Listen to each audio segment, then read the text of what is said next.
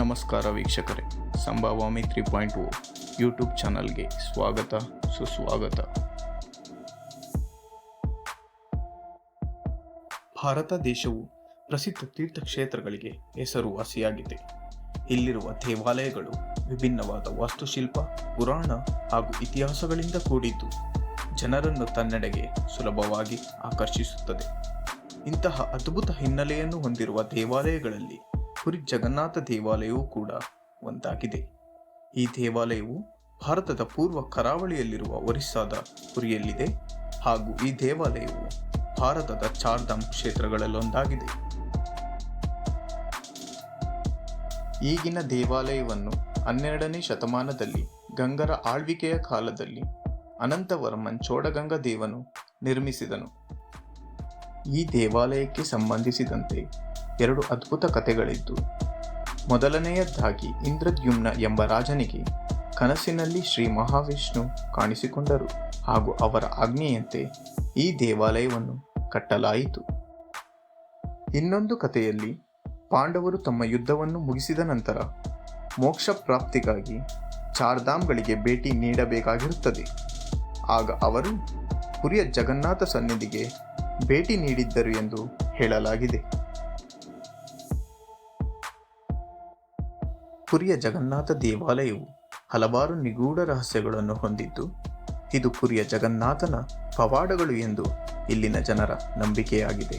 ಹಾಗೂ ಶ್ರೀ ಜಗನ್ನಾಥನ ದರ್ಶನ ಒಮ್ಮೆ ಪಡೆದರೆ ಮುಕ್ತಿಯನ್ನು ಪಡೆದಂತೆ ಎಂದು ಹೇಳಲಾಗಿದೆ.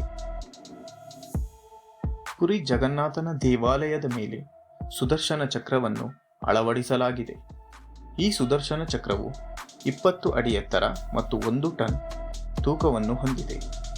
ಈ ಚಕ್ರದ ವಿಶೇಷತೆ ಏನೆಂದರೆ, ನೀವು ಪುರಿ ನಗರದ ಯಾವುದೇ ಭಾಗದಲ್ಲಿ ನಿಂತು ನೋಡಿದರೂ ಈ ಸುದರ್ಶನ ಚಕ್ರ ನಿಮಗೆ ಕಾಣುತ್ತದೆ ಹಾಗೂ ಇದರ ಮುಖ ನಿಮ್ಮೆಡೆಗೆ ಇರುವಂತೆ ತೋರುತ್ತದೆ. ಈ ಚಕ್ರದ ಮೇಲೆ ಯಾವ ಪಕ್ಷಿಯೂ ಹಾಗೂ ವಿಮಾನಗಳು ಹಾರಾಡುವುದನ್ನು ನೀವು ಕಾಣಲು ಸಾಧ್ಯವಿಲ್ಲ. ಈ ದೇವಾಲಯದ ಒಂದು ಅಚ್ಚರಿಯ ವಿಶೇಷತೆ ಏನೆಂದರೆ, ಈ ದೇವಾಲಯದ ಒಳಗೆ ಹಾಗೂ ಹೊರಗೆ ಯಾವುದೇ ಸಮಯದಲ್ಲಾದರೂ ನೆರಳು ಬೀಳುವುದಿಲ್ಲ.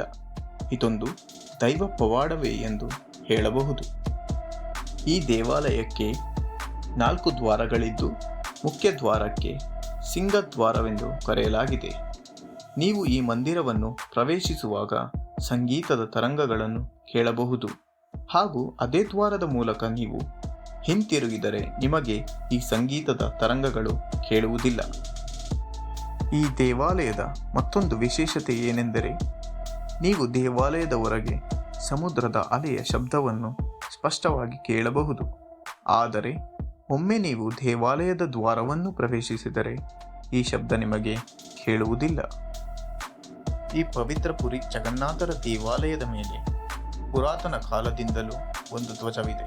ಈ ಧ್ವಜವು ಯಾವಾಗಲೂ ಗಾಳಿಯ ವಿರುದ್ಧ ದಿಕ್ಕಿಗೆ ಹಾರುತ್ತದೆ. ಇದು ಒಂದು ಅಚ್ಚರಿಯಾಗಿದ್ದು, ನಮ್ಮ ವಿಜ್ಞಾನಕ್ಕೆ ಸವಾಲನ್ನೊಡ್ಡುವ ಸಂಗತಿಯಾಗಿದೆ. ಈ ದೇವಾಲಯದಲ್ಲಿ ಪ್ರತಿದಿನ ಅರ್ಚಕರು ಗೋಪುರವನ್ನು ಹತ್ತಿ ಬಾವುಟವನ್ನು ಬದಲಿಸುತ್ತಾರೆ. ಈ ಆಚರಣೆಯು ಸುಮಾರು 1800 ವರ್ಷಗಳಿಂದ ನಡೆದು ಬಂದಿದ್ದು, ಈ ಆಚರಣೆಯು ಏನಾದರೂ ಅನಿರೀಕ್ಷಿತವಾಗಿ ತಪ್ಪಿದರೆ ಮುಂದಿನ 18 ವರ್ಷಗಳ ಕಾಲ ದೇವಾಲಯವನ್ನು ಮುಚ್ಚಲ್ಪಡುವುದು ಎಂದು ಹೇಳಲಾಗಿದೆ. ಈ ದೇವಾಲಯದ ಪ್ರಸಾದ ತಯಾರಿಸುವ ನಿಯಮ ಬಹಳ ವಿಶೇಷವಾಗಿದೆ. ಕಟ್ಟಿಗೆ ಅಥವಾ ಉರುವಲು ಬಳಸಿಯೇ ಇಲ್ಲಿನ ಪ್ರಸಾದವನ್ನು ತಯಾರಿಸಲಾಗುವುದು. ಪ್ರಸಾದವನ್ನು ತಯಾರಿಸಲು 7 ಮಡಿಕೆಗಳನ್ನು ಬಳಸುತ್ತಾರೆ ಹಾಗೂ ಮೇಲಿರುವ ಮಡಿಕೆಯ ಪ್ರಸಾದವು ಮೊದಲು ಬೇಯುತ್ತದೆ, ನಂತರ ಕೆಳಗಿನ ಮಡಿಕೆಯ ಪ್ರಸಾದವು ಬೇಯುವುದು. ಪ್ರತಿದಿನ ಈ ದೇವಾಲಯಕ್ಕೆ 16,000 ಜನರು ಶ್ರೀ ಪ್ರಭು ಜಗನ್ನಾಥರ ದರ್ಶನ ಪಡೆಯಲು ಆಗಮಿಸುತ್ತಾರೆ. ಅವರೆಲ್ಲರಿಗೂ ಪ್ರಸಾದವನ್ನು ಸಂತರ್ಪಿಸಲಾಗುವುದು. ಆದರೆ ಈ ದೇವಾಲಯದಲ್ಲಿ ಬೇಯಿಸುವ ಪ್ರಸಾದವು ಎಂದೂ ಕೂಡ ಹೆಚ್ಚಾಗುವುದು, ಕಡಿಮೆಯಾಗುವುದು ಅಥವಾ ವ್ಯರ್ಥವಾಗುವ ಸನ್ನಿವೇಶವು ಸಂಭವಿಸಿಯೇ ಇಲ್ಲ. ಈ ದೇವಾಲಯದ ವಿಗ್ರಹಗಳನ್ನು ಪ್ರತಿ 12 ವರ್ಷಗಳಿಗೊಮ್ಮೆ ಬದಲಾಯಿಸುತ್ತಾರೆ ಹಾಗೂ ಈ ಸಂದರ್ಭದಲ್ಲಿ ನಗರದ ವಿದ್ಯುತ್ತನ್ನು ಕಡಿತಗೊಳಿಸಲಾಗುತ್ತದೆ. ಇಲ್ಲಿ 8 ವರ್ಷಗಳಿಗೊಮ್ಮೆ ಉತ್ಸವವನ್ನು ಜರುಗಿಸಲಾಗುವುದು. ಶ್ರೀಕೃಷ್ಣ, ಸುಭದ್ರ ಹಾಗೂ ಬಲರಾಮರ ವಿಗ್ರಹಗಳನ್ನು ಬೇರೆ ಬೇರೆ ರಥದಲ್ಲಿ ಇರಿಸಿ ಮೆರವಣಿಗೆಯನ್ನು ಮಾಡಲಾಗುವುದು. ಈ ಸೃಷ್ಟಿಯಲ್ಲಿ ಹಲವಾರು ವಿಸ್ಮಯಗಳು ನಡೆಯುತ್ತವೆ. ಇಂತಹ ವಿಸ್ಮಯಗಳನ್ನು ಕಂಡಾಗ ನಮ್ಮ ವಿಜ್ಞಾನವೇ ಮೌನವಾಗುವುದು. ಈ ರೀತಿಯ ವಿಸ್ಮಯಗಳನ್ನು ಕೂಡ ನಾವು ಪುರಿಯ ಶ್ರೀ ಜಗನ್ನಾಥರ ಮಂದಿರದಲ್ಲಿ ಕಾಣಬಹುದು. ಈ ವಿಸ್ಮಯಗಳು ವಿಜ್ಞಾನಕ್ಕೆ ನಿಲುಕದ್ದು, ಇದು ಒಂದು ದೈವಶಕ್ತಿಯ ಪವಾಡವೆಂದು ಹೇಳಲಾಗಿದೆ. ಇಂತಹ ವಿಸ್ಮಯಗಳಿರುವ ದೇವಾಲಯಕ್ಕೆ ನೀವೊಮ್ಮೆ ತೆರಳಲೇಬೇಕು ಎನ್ನುವ ಮೂಲಕ ಈ ವಿಡಿಯೋವನ್ನು ಇಲ್ಲಿಯೇ ಮುಗಿಸುತ್ತಿದ್ದೇನೆ. ಹಾಗೂ ಇಂತಹದ್ದೇ ಆದ ಇನ್ನೊಂದು ಅದ್ಭುತ ವಿಷಯದೊಂದಿಗೆ ಮತ್ತೆ ಭೇಟಿಯಾಗೋಣ. ಈ ವಿಡಿಯೋ ನಿಮಗೆ ಇಷ್ಟವಾಗಿದ್ದರೆ ಲೈಕ್, ಶೇರ್, ಸಬ್ಸ್ಕ್ರೈಬ್ ಮಾಡಿ. ಧನ್ಯವಾದಗಳು.